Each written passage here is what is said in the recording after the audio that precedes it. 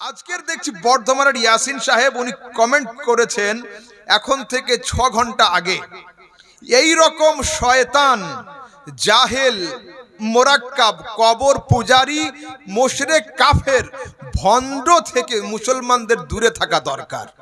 এটাই ভাষা? আপনার ভাষা আপনার বংশকে চিনিয়ে থাকে। আমি কোন সময়ের জন্য লেজবিহীন লোকের সাথে লড়তে চাই না। যে প্রাণীর লেজ নেই তার সঙ্গে মৌলভী আহমদ রাজা কোনো সময় বাহাসে বসতে রাজি নয়। তবু আপনারা জানেন বর্ধমানের কারি ইয়াসিন সাহেবের সঙ্গে আমার দুইবার মোনাজারার কথা হয়েছে। আমি প্রেজেন্ট হয়েছি, কিন্তু তিনি অ্যাবসেন্ট ছিলেন। মানুষটাকে আমি সব সময়ের জন্য লেজবিহীন মানুষ মনে করি। স্ট্যাটাস নেই, কোয়ালিফিকেশন নেই, এডুকেশন নেই, নলেজ নেই, সার্টিফিকেট নেই, কিছু নেই, কথা যা কিছু বলে বেমাপ। গতকালকের দিনাজপুরের একটা প্রোগ্রামে আমাকে প্রশ্ন করা হয়েছিল মুর্শিদাবাদে যে বাবরি মসজিদ তৈরি হচ্ছে এ সম্পর্কে আপনার মতামত কি। কালকের একটা প্রশ্ন ছিল, দেখবেন সোশ্যাল মিডিয়াতে আছে। আমি এটার উত্তর মাত্র 23 সেকেন্ড বা 24 সেকেন্ডে কমপ্লিট করেছিলাম। ভাষা এটাই ছিল, I don't want to say anything about this subject in front of camera. আমি ক্যামেরার সম্পর্কে কিছু বলতে চাই না, এটা এখন পলিটিক্যাল ইস্যু হয়ে গিয়েছে। হলো, আমি হায়ের দিকেও বলি নাই, নায়ের দিকেও বলি নাই, বলেছি আমার ইচ্ছা নেই এ সম্পর্কে কথা বলতে। আজকের দেখছি বর্ধমানের ইয়াসিন সাহেব উনি কমেন্ট করেছেন এখন থেকে 6 ঘন্টা আগে, এই রকম শয়তান জাহেল মোরাক্কাব কবর পূজারি মুশরিক কাফের ভণ্ড থেকে মুসলমানদের দূরে থাকা দরকার। এটাই ভাষা? আপনার ভাষা আপনার বংশকে চিনিয়ে থাকে। আপনার ব্যবহার আপনার আব্বু আম্মু এবং ফ্যামিলি ব্যাকগ্রাউন্ড লোকের সামনে প্রকাশ করে।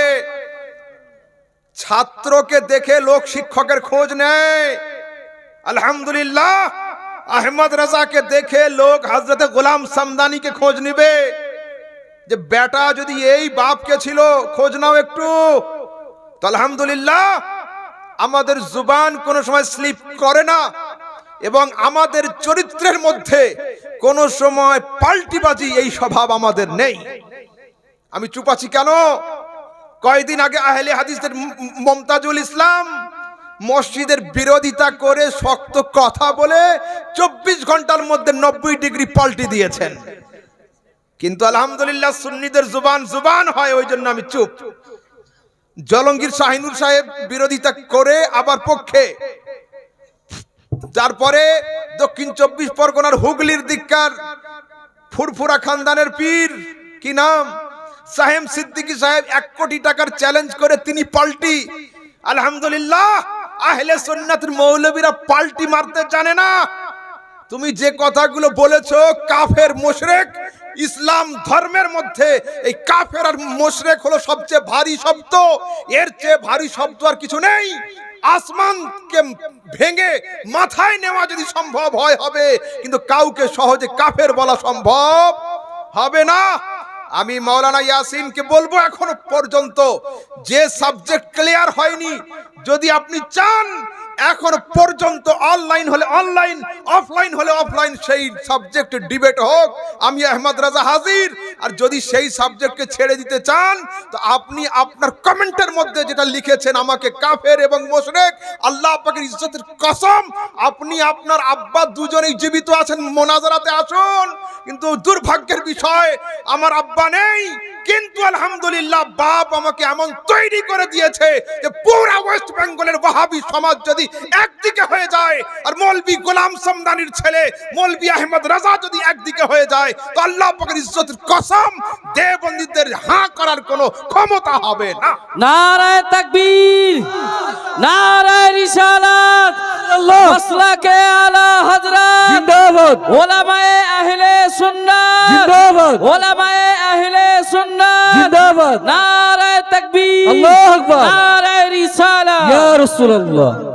এখনো পর্যন্ত আপনার পিতা জীবিত আছেন, দেওবন্দীদের বয়স্ক আলেম, সঙ্গে তাকে নিয়ে আসুন, আর নয়তো দারুল উলুম দেওবন্দ থেকে দু চারটে ভাড়া করে নিয়ে আসুন।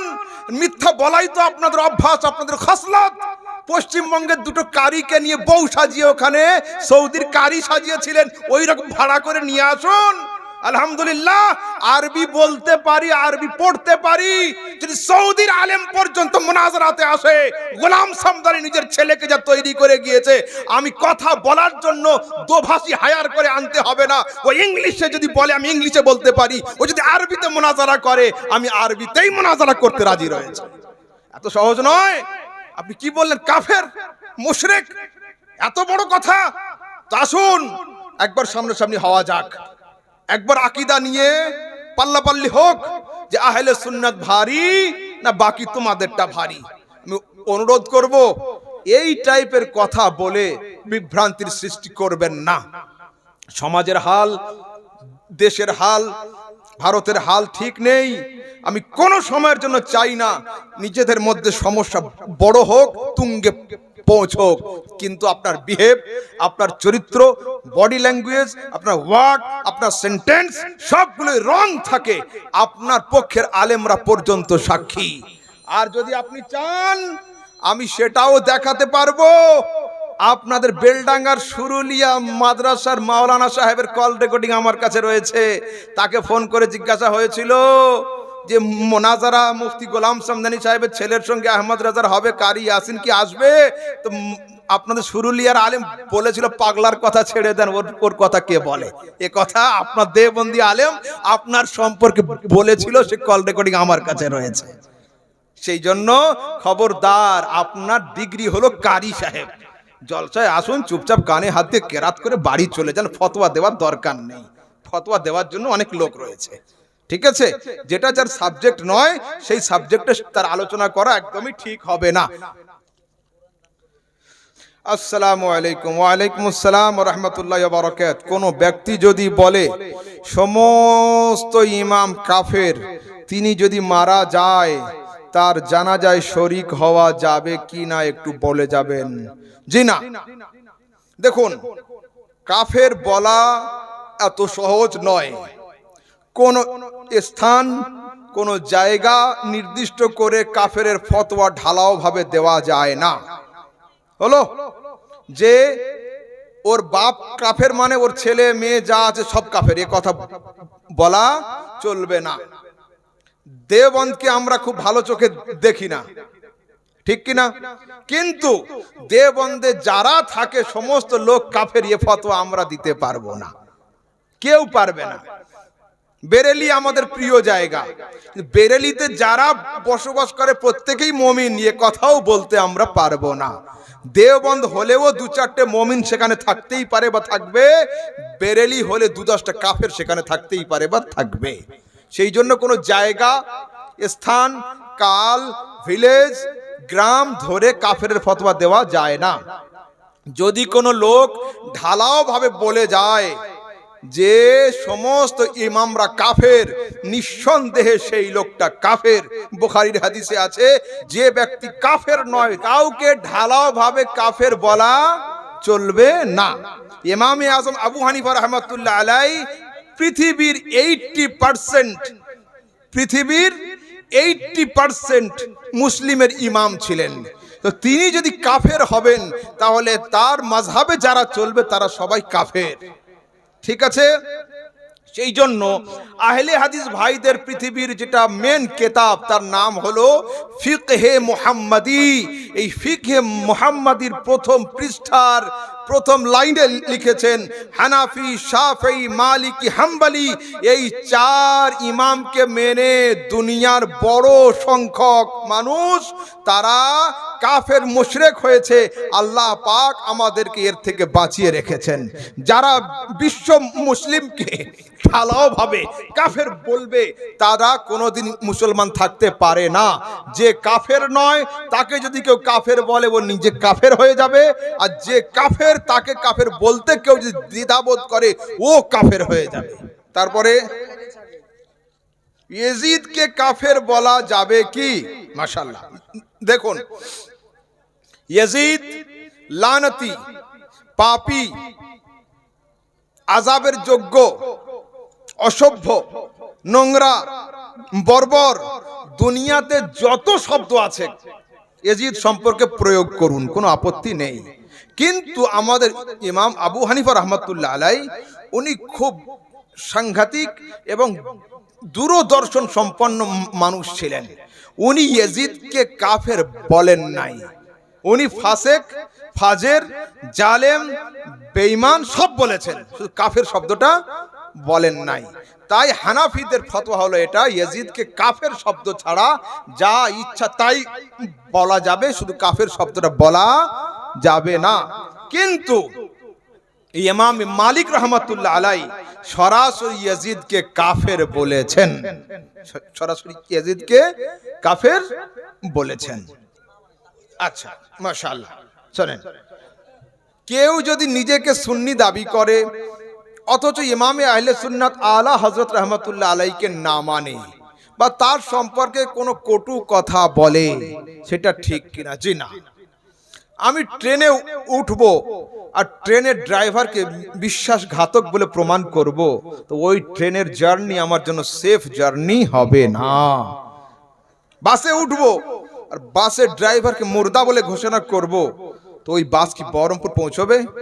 ড্রাইভার যদি মুর্দা হয়, তো আমরা সুন্নিয়াতে আছি আর সুন্নিয়াতে ড্রাইভার ইমামে আহলে সুন্নাতকে মানবো না, তাহলে হবেটা কি করে? আমাদের গাড়ি চালাবে কি করে? আল্লাহ তাবারক ওয়া তাআলা রাসূল বলছেন, প্রত্যেক 100 বছর পরে একজন করে লোককে আল্লাহ পাক দুনিয়াতে পাঠিয়ে থাকেন। মাই ইউজাদ্দিদু লাহা দীনাহা, যাকে বলা হয় মুজাদ্দিদ, যাকে বলা হয় মুজাদ্দিদ। তিনি দিনের মধ্যে যত বিষয়ে জং লেগে যাবে, ওই জং ধরা বিষয়গুলো সুন্নাতের হাতুড়ি দিয়ে বিদআতগুলো ছাড়িয়ে ইসলামকে নতুন চকচকে করে সামনে প্রকাশ করবে। ইমামে আহলে সুন্নাত সেই কাজ করেছেন, তিনি আমাদের ইমাম। যুবক ভাইরা আরেকটা বিষয় জানতে চাইলেন, মিলাদুন নবী পালন হয় না আপনাদের এখানে? হ্যাঁ হয়। ওরা জানতে চাইলো যে হুজুর মিলাদুন নবী সম্পর্কে একটু যুক্তি উক্তি দলিল পেশ করেন। শোনেন, আমার কিছু যুবক ভাই তারা দাবি করে মিলাদুন নবী হাদিস কোরআনে কোনো জায়গায় নেই। খুব আফসোস হয়। তিরমিজি শরীফ নাম শুনেছেন তো? বুখারী শরীফ, মুসলিম শরীফ, তারপরে তিরমিজি শরীফ। তিরমিজি শরীফ না পড়লে তাকে আলেমের সার্টিফিকেট দেওয়া হয় না। এই তিরমিজি শরীফের মধ্যে সরাসরি হেডলাইন রয়েছে, বাবু মা জাআ ফি মিলাদিন নবী সাল্লাল্লাহু আলাইহি ওয়াসাল্লাম। মিলাদুন নবীর অধ্যায় তিরমিজি শরীফের মধ্যে রয়েছে। তারপরে হযরতে আয়েশা সিদ্দিকা উম্মুল মুমিনিন রাদিয়াল্লাহু তাআলা আনহা বলছেন, তাযাকারা রাসূলুল্লাহ সাল্লাল্লাহু আলাইহি ওয়াসাল্লাম ওয়া আবু বকরিন মিলাদাহুমা।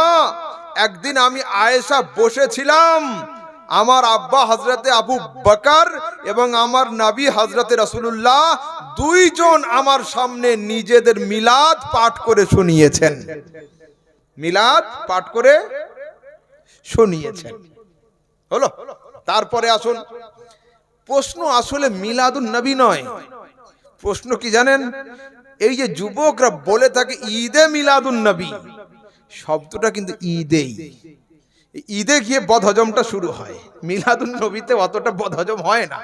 বদহজমটা শুরু হয় ঈদে মিলাদুন নবী। ইসলামে ঈদ হলো দুটো, রোজার ঈদ আর বকরা ঈদ। এই 3 নাম্বার ঈদ তোমরা আনলে কোথা থেকে? এটাই হচ্ছে প্রশ্ন। দেখুন, ইসলামে ঈদ দুটো নয়, মিনিমাম ঈদ 56টা। হলো? কি করে?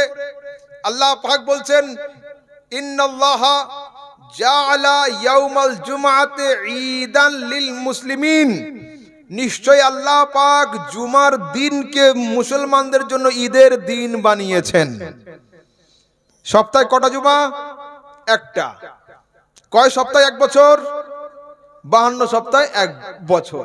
52 সপ্তাহে 52টা শুক্রবার, 52টা ঈদ হয়ে গেল। রোজার ঈদ আর বকরা ঈদ কটা হলো? 54টা হলো। আর দুটো বাকি আছে আমার ঘাড়ে, তাই তো? আমি বলেছি 56টা। চলো না আরেকটু আগে। রাসূল আকরাম সাল্লাল্লাহু আলাইহি সাল্লাম বলছেন, ইয়াউমা আরাফাতা ওয়া ইয়াউমান নাহরে ওয়া আইয়ামাত তাশরিক ঈদুনা আহলাল ইসলাম। 9 জিলহজ, 10 জিলহজ এবং যে 3 দিন তাকবীরে তাশরিক পাঠ করা হয়, বকরা ঈদের সময় 3 দিন পাঠ করা হয় না? আল্লাহু আকবার, আল্লাহু আকবার, লা ইলাহা ইল্লাল্লাহ, আল্লাহু আকবার ওয়ালিল্লাহিল হামদ। এটাকে বলা হয় তাকবীরে তাশরিক, 3 দিন। তা বলছে এই 5টা দিন ঈদুনা আহলাল ইসলাম, মুসলমানদের জন্য আল্লাহ পাক ঈদের দিন বানিয়েছেন। শুধু এই হাদিসে 5টা ঈদ, তাহলে 54 5 কত হলো? 59টা। আমি দাবি করলাম 56টা, বেরিয়ে গেল 59টা। আর যদি কোনদিন পাঁচ মোনাজারা হয় তো আর 2-4টে বেরিয়ে যাবে। শোনেন, ঈদ দেখে এত চাপ নেওয়ার দরকার নেই, হলো? তারপরে একটা ঈদ কোরআনে আছে। হযরত ঈসা আলাইহিস সালামের উম্মতিরা খুব খানেওয়ালা উম্মত ছিল। ঈসা আলাইহিস সালাম উম্মতিরা খুব খানেওয়ালা উম্মত। এরা বলছে, ঈসা তোমার আল্লাহকে বলে একটু আকাশের খাবারের ব্যবস্থা করো না, জমিনের খাবার আর কত খাবো? ঈসা আলাইহিস সালাম হাত তুলে, আল্লাহুম্মা আনজিল আলাইনা মাইদাতাম মিনাস সামা, আয় আল্লাহ আসমান থেকে খাবার নয়, খাবারের ঝুড়ি নামিয়ে দাও। তাকুনু লানা ঈদান, যেটা আমার এবং আমার উম্মতির জন্য ঈদের দিন হবে, আমার এবং উম্মতির জন্য ঈদের দিন হবে। তো যেদিন ঈসা আলাইহিস সালামের উম্মতির জন্য আসমান থেকে খাবার এসেছিল, সেটা যদি উম্মতির জন্য ঈদের দিন হয়, যেদিন আমাদের নবী দুনিয়াতে এসেছে সেটা উম্মতির জন্য ঈদের দিন কি হতে পারে না? এটা কেবলমাত্র নিজেদের রুচির ব্যাপার, কে কেমন করে কবুল করবে, কে কেমন করে মানবে, ঠিক আছে না? আচ্ছা, হ্যাঁ হ্যাঁ,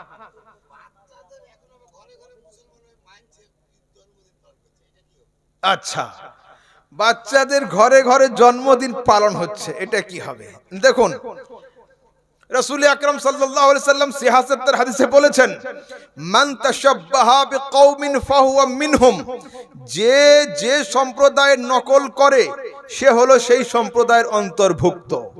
তো জন্মদিন অ্যাকচুয়ালি যেটা পালন করার রীতি চলে আসছে, এটা খ্রিস্টানদের রীতি, মুসলমানদের রীতি নয়। মোমবাতি ফুঁক দিয়ে নিভিয়ে দিয়ে তারপরে কেক কেটে তারপর আরো কিছু। যদি একান্ত মুসলিমরা চায় নিজের ছেলে মেয়ের জন্মদিন পালন করতে পারে, কিন্তু নিয়মটা চেঞ্জ হবে। কি হবে?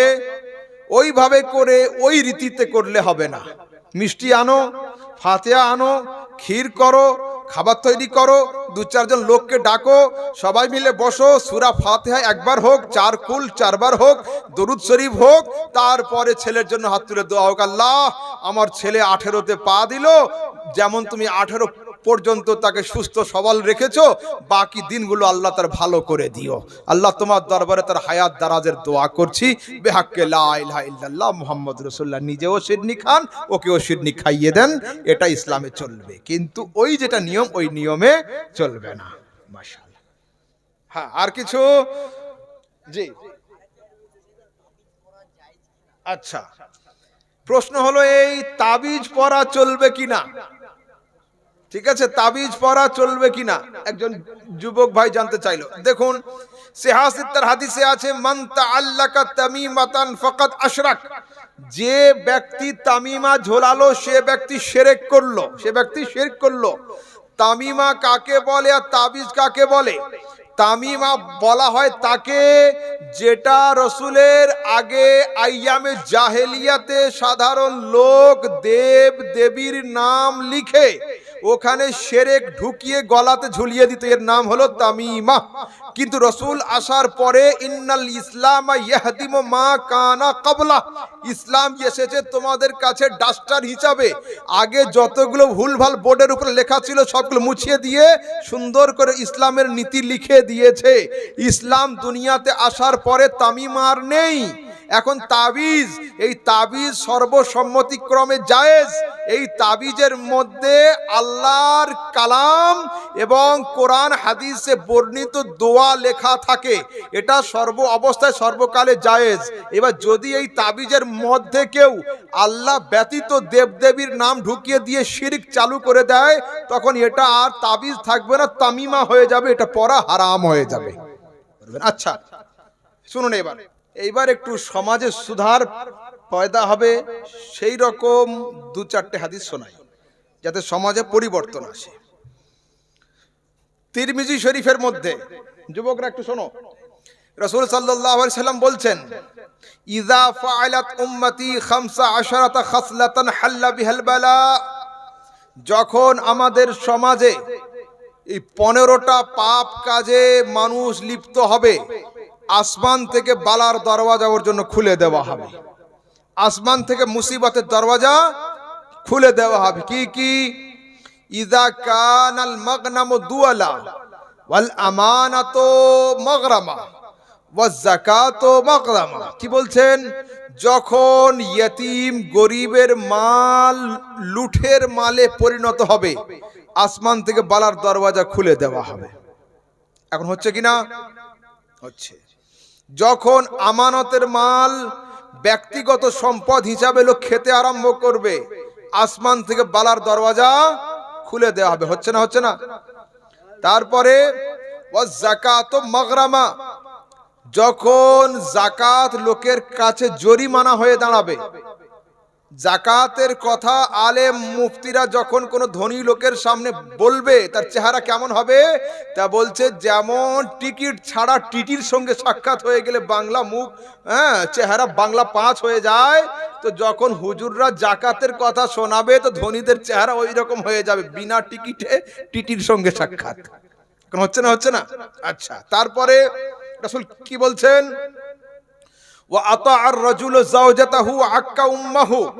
যখন আমাদের সমাজের যুবকরা স্ত্রীর মহাব্বতে মাকে ধাক্কা মারবে, সেই সময় আসমান থেকে বালার দরওয়াজা খুলে দেওয়া হবে। স্ত্রীর মহাব্বতে মাকে ধাক্কা মারবে, এই রকম ভালো ছেলে সমাজে আছে না নেই? অনেক। তারপরে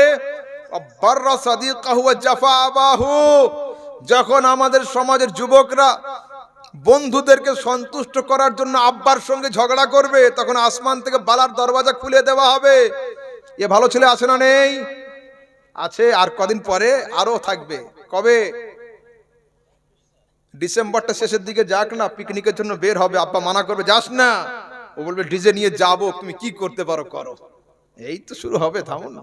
তারপরে ওয়ারতাফাতিল আসওয়াতু ফিল মাসাজিদ, মসজিদে যখন উঁচু আওয়াজে ঝগড়া শুরু হবে, আসমান থেকে বালার দরওয়াজা খুলে দেওয়া হবে। বলুন, মসজিদে ঝগড়া হচ্ছে না? হচ্ছে না? হ্যাঁ, এখানে তো ঝগড়া হচ্ছে, বাংলাদেশে মসজিদে হচ্ছে, মাজার ভাঙা হচ্ছে, আর সুন্নিদের মসজিদে আগুন লাগিয়ে দেওয়া হচ্ছে। তো যদি মসজিদে উঁচু আওয়াজে কথা হলে আসমান থেকে বালার দরওয়াজা খুলে যায়, মসজিদে আগুন লাগিয়ে দিলে বালার দরওয়াজা খুলবে না বালার ফ্যাক্টরি খুলে যাবে? হ্যাঁ, হায় আফসোস। তারপরে ও সুরে বাতিল খমুর, সমাজের যুবকরা যখন মদ পান করা শুরু করবে, সেই সময় আসমান থেকে বালার দরওয়াজা খুলে যাবে। তো আগেকার যারা বয়স্ক লোক আছে জিজ্ঞাসা করুন যে সমাজে কয়জন লোক মদ পান করতো আর এখন কয়জন?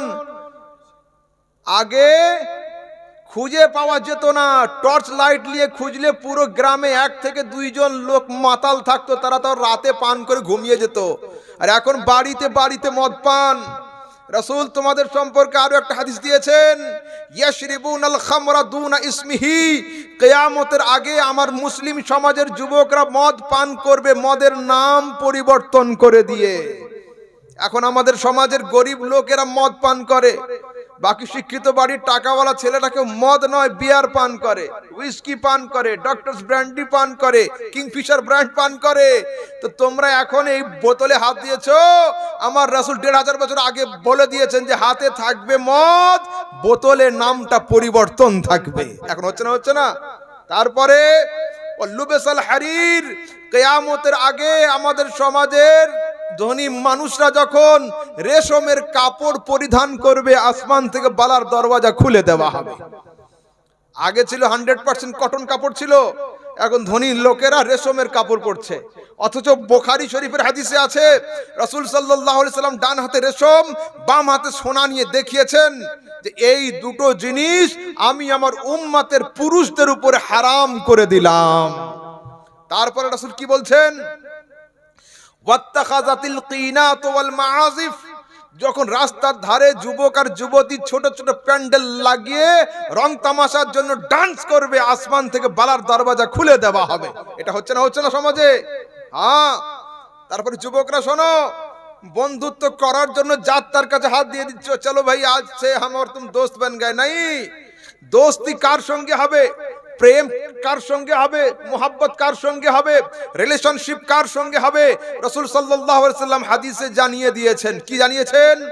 রাসূলকে জিজ্ঞাসা হয়েছে, আইয়ু জুলসাইনা খায়রুন ইয়া রাসূলুল্লাহ, হুজুর কার সংস্পর্শ উত্তম, কার সঙ্গে ফ্রেন্ডশিপ করব, কার ফ্রেন্ড সার্কেলে আমি আসব? রাসূল বলছেন, মান যাক্কারাকুমুল্লাহু রুয়াতুহু, তুমি তার সঙ্গে বন্ধুত্ব করো যাকে দেখলে খোদা স্মরণ হয়, যাকে দেখলে খোদা ইয়াদ আসবে। এখন তো বন্ধুকে দেখলে সিনেমা হল ইয়াদ আসে, খোদা ইয়াদ কোথায় আসে? হ্যাঁ। তারপরে ওয়াজাদা ফি ইলমিকুম মানতিকুহু, যার সঙ্গে আলোচনা করলে কথা বললে তোমার ইলম বাড়বে, তার সঙ্গে বন্ধুত্ব করো। এখন গল্প করলে দু চারটে গাল তো মুখস্থ হয়ে যায়, ইলম কিছু আসে না। তারপরে যার সংস্পর্শে থাকলে আখিরাত স্মরণ আসবে, সেই হলো তোমার প্রকৃত বন্ধু। ও যুবক, বন্ধুত্বের হাত বাড়ানোর আগে এই তিনটে কোয়ালিটি তার মধ্যে আছে কিনা অবশ্যই দেখে নিও। যাকে দেখে খোদা ইয়াদ আসবে, যার সঙ্গে আলোচনা করলে জ্ঞান বৃদ্ধি পাবে, আর যার সংস্পর্শে চলাফেরা করলে আখিরাত স্মরণ হবে, এই তিনটে কোয়ালিটি যার মধ্যে থাকবে, সেই হলো তোমার প্রকৃত বন্ধু। অন্যথায় সঙ্গ দোষে লোহা ভাসে হয়ে যাবে। তারপরে শোনেন, রাসূল আকরাম সাল্লাল্লাহু আলাইহি সাল্লাম কি বলেন হাদিসে, লা তাজুলু কদামা ইবনে আদম ইয়াউমাল কিয়ামাতি হাত্তা ইউসআলা আন খামসিন, কিয়ামতের দিনে কোনো মানুষ একটা ধাপ আগাতে পারবে না যতক্ষণ এই 5টা প্রশ্নের উত্তর না দিতে পারে। ও যুবক শোনো, পরীক্ষার আগের দিন যদি হেডমাস্টারের রুমের দরজা ভাঙা থাকে, পরীক্ষা ক্যান্সেল হয়ে যায়। কেন? প্রশ্ন আউট হয়ে গিয়েছে। ইন্টারভিউয়ের কোশ্চেন আসার আগে যদি গাড়ি অ্যাক্সিডেন্ট হয়ে যায়, পরীক্ষা ক্যান্সেল হয়ে যায়। কিন্তু তোমাদের রাসূল কত প্রেমময়, কত রহমতের নবী, কিয়ামতের দিনে কটা প্রশ্ন হবে, কি কি হবে তাও জানিয়ে দিয়েছেন। কবরে কটা প্রশ্ন হবে, কি কি হবে তাও জানিয়ে দিয়েছেন। এর পরেও যদি আমরা সঠিক উত্তর সংগ্রহ না করতে পারি, আমরা হতভাগ্য, আমরা হতভাগ্য। কি বলছেন? এই 5টা প্রশ্নের উত্তর না দিতে পারলে কিয়ামতের দিনে একজন মানুষ একটা ধাপ আগাতে পারবে না। কি কি? আন উমরিহি ফিমা আফনাহু, তোমাদের হোল লাইফ সম্পর্কে জিজ্ঞাসা হবে, জীবন সম্পর্কে জিজ্ঞাসা হবে যে তোমরা তোমাদের লাইফকে, জীবনকে কোন কাজে ব্যয় করলে। আন শাবাবিহি ফিমা আবলাহু, তোমাদের যৌবন সম্পর্কে জিজ্ঞাসা হবে, এই যৌবনকে কোন জায়গাতে লয় ক্ষয় করেছিলে। আন মালিহি মিন আইনা ইকতাসাবাহু, তোমাদের ধন সম্পদ সম্পর্কে জিজ্ঞাসা হবে, কোন জায়গা থেকে উপার্জন করেছিলে। ওয়া মিন আইনা আনফাকাহু, আর কোন জায়গায় এই ধন সম্পদকে তোমরা খরচ করেছিলে। ওয়া মাযা আমিলা ফিমা আলেমা, আর আলেমদের মুখ থেকে তোমরা যা যা শুনেছিলে তার উপরে তোমরা আমল করেছিলে কিনা।